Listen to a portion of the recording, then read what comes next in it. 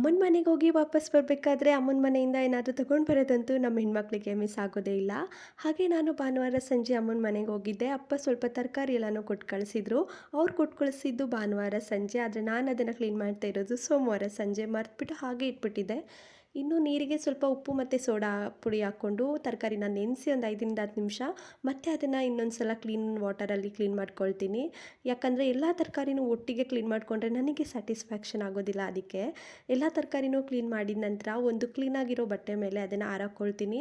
ಅದು ನೀರೆಲ್ಲ ಡ್ರೈ ಆದಮೇಲೆ ಅದನ್ನು ತೆಗೆದು ಫ್ರಿಜ್ಜಲ್ಲಿ ಸ್ಟೋರೇಜ್ ಮಾಡಿ ಇಟ್ಕೊಳ್ತೀನಿ. ಯಾಕಂದರೆ ಈ ರೀತಿ ಮಾಡೋದ್ರಿಂದ ತರಕಾರಿ ತುಂಬ ದಿನ ಆದರೂ ಫ್ರೆಶ್ ಆಗಿರುತ್ತೆ. ಇನ್ನು ಅಮ್ಮ ಮನೆಯಿಂದ ಮಾತ್ರ ಅಲ್ಲದೆ ನನಗೆ ನಮ್ಮ ಅತ್ತೆ ಕೂಡ ತುಂಬಾ ಮನೆಗೆ ಉಪಯೋಗ ಆಗೋವಂತಹ ವಸ್ತುಗಳನ್ನ ಕೊಟ್ಟು ಕಳಿಸ್ತಾನೆ ಇರ್ತಾರೆ. ಅಕ್ಕಿ ಆಗಿರ್ಬೋದು, ಕಾಳುಗಳಾಗಿರ್ಬೋದು. ಅದೇ ರೀತಿ ನನಗೆ ಇಬ್ಬರು ಮನೆಯಿಂದನೂ ಕೂಡ ತುಂಬ ಒಳ್ಳೆ ಸಪೋರ್ಟ್ ಇದೆ. ಐ ಆಮ್ ಬ್ಲೆಸ್ಸೆಡ್ ಅಂತಲೇ ಹೇಳ್ಬೋದು. ವಿಡಿಯೋ ಇಷ್ಟ ಆದರೆ ಲೈಕ್ ಮಾಡಿ. ಮುಂದಿನ ವಿಡಿಯೋದಲ್ಲಿ ಸಿಗ್ತೀನಿ. ಬಾಯ್ ಎಲ್ರಿಗೂ.